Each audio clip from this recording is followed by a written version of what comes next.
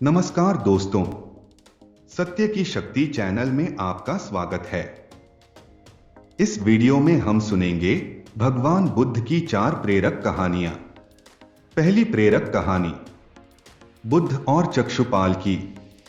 एक बार भगवान बुद्ध जेतवन बिहार में रह रहे थे। भिक्षु चक्षुपाल भगवान से मिलने के लिए आए थे। उनके आगमन के साथ उनकी दिनचर्या, व्यवहार और गुणों की चर्चा भी हुई। भिक्षु चक्षुपाल अंधे थे। एक दिन बिहार के कुछ भिक्षुओं ने कुछ मरे हुए कीड़ों को चक्षुपाल की कुटिया के बाहर पाया और उन्होंने चक्षुपाल की निंदा करनी शुरू कर दी कि उन्होंने इन जीवित प्राणियों की हत्या की। भगवान बुद्ध ने निंदा कर रहे उन भिक्षुओं को बुलाया और पूछा कि क्या तुमने भिक्षु को कीड़े मारते हुए देखा है? उन्होंने उत्तर दिया, नहीं। इस पर भगवान बुद्ध ने उन साधकों से कहा कि जैसे तुमने उन्हें कीड़ों को मारते हुए नहीं देखा, वैसे ही चक्षुपाल ने भी उन्हें मरते हुए नहीं देखा और उन्होंने कीड़ों को जानबूझकर नहीं मारा है, इसलिए उनकी भर्त्सना करना उचित नहीं है। भिक्षुओं ने इसके बाद पूछा कि चक्षुपाल अंधे क्यों हैं? उन्होंने इस जन्म में अथवा पिछले जन्म में क्या पाप किए? भगवान बुद्ध ने चक्षुपाल के बारे में कहा कि वे पूर्व जन्म में एक चिकित्सक थे। एक अंधी स्त्री ने उनसे वादा किया था कि यदि वे उसकी आंखें ठीक कर देंगे तो वह और उसका परिवार उनके दास बन जाएंगे। स्त्री की आंखें ठीक हो गईं, पर उसने दासी बनने के भय से यह मानने से इनकार कर दिया। चिकित्सक को तो पता था कि उस स्त्री की आंखें ठीक हो गई हैं। वह झूठ बोल रही है।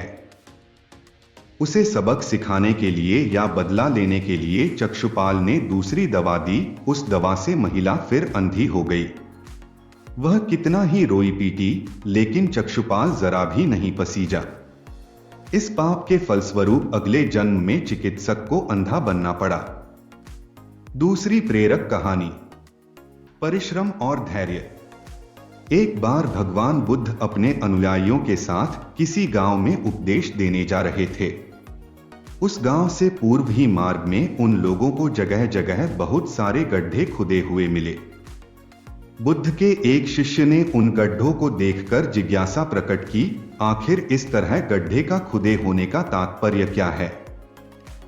बुद्ध बोले, पानी की तलाश में किसी व्यक्ति ने इतने गड्ढे खोदे हैं। यदि वह धैर्यपूर्वक एक ही स्थान पर गड्ढे खोदता तो उसे पानी अवश्य मिल जाता, पर वह थोड़ी देर गड्ढा खोदता और पानी न मिलने पर दूसरा गड्ढा खोदना शुरू कर देता।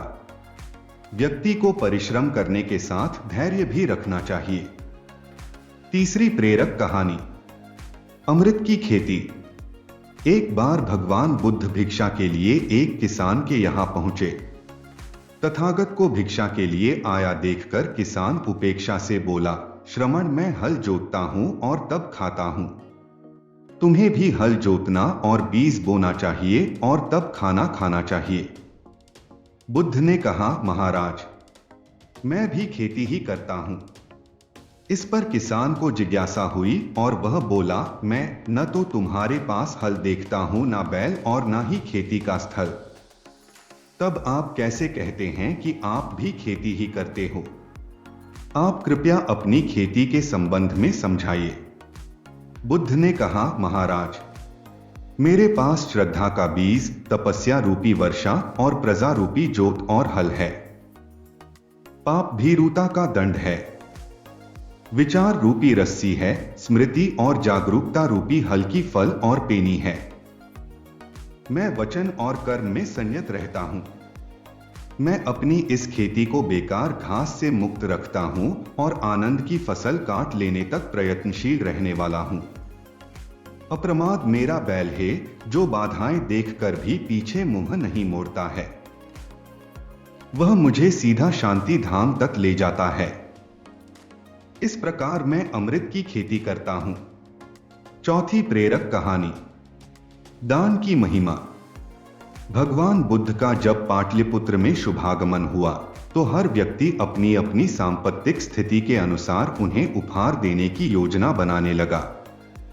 राजा बिंबिसार ने भी कीमती हीरे, मोती और रत्न उन्हें पेश किए। बुद्धदेव ने सबको एक हाथ से सहर्ष स्वीकार किया। इसके बाद मंत्रियों, सेठों, साहूकारों ने अपने अपने उपहार उन्हें अर्पित किए और बुद्धदेव ने उन सबको एक हाथ से स्वीकार कर लिया। इतने में एक बुढ़िया लाठी टेकते वहां आई। बुद्धदेव को प्रणाम कर वह बोली, भगवन, जिस समय आपके आने का समाचार मुझे मिला उस समय मैं यह अनार खा रही थी। मेरे पास कोई दूसरी चीज न होने के कारण मैं इस अधखाए फल को ही ले आई हूं। यदि आप मेरी इस तुच्छ भेंट स्वीकार करें तो मैं अहोभाग्य समझूंगी। भगवान बुद्ध ने दोनों हाथ सामने कर वह फल ग्रहण किया।